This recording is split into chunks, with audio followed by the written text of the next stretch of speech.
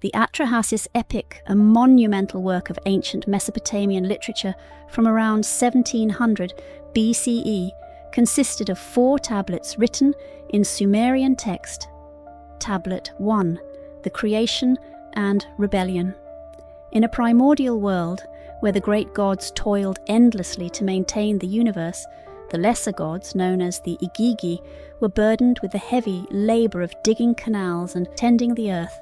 This arduous work soon led to rebellion. The Igigi, weary and desperate, cast off their tools and surrounded Enlil's temple, demanding relief from their ceaseless toil.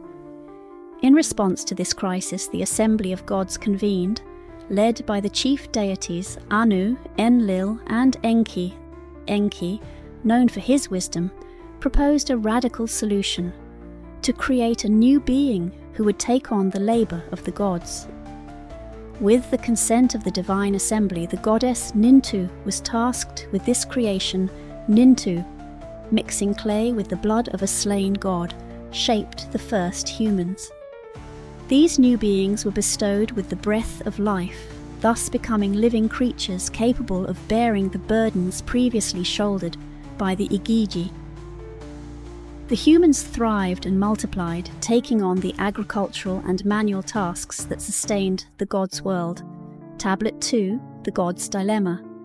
As time progressed, the humans grew in number and became increasingly noisy, disturbing the peace of the gods. Enlil, frustrated by the clamour, decided to reduce their numbers through a series of catastrophic events.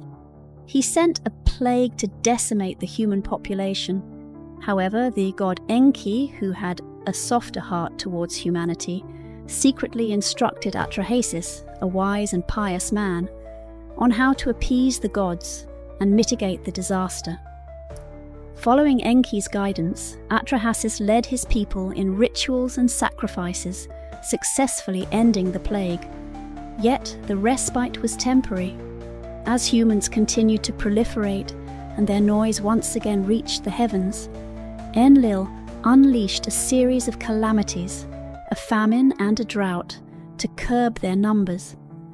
Each time, Enki advised Atrahasis on how to survive these trials, ensuring the survival of his people. Tablet 3, the Deluge. Ultimately, Enlil grew increasingly intolerant of the human din and resolved to annihilate humanity with a great flood. Unlike previous calamities, this time the gods agreed not to disclose the plan to humans.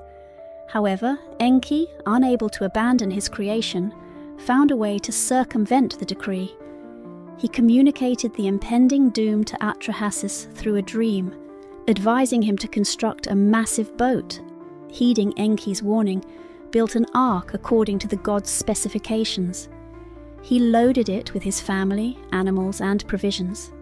The floodwaters rose, submerging the earth and sweeping away all life. For 7 days and 7 nights the deluge raged.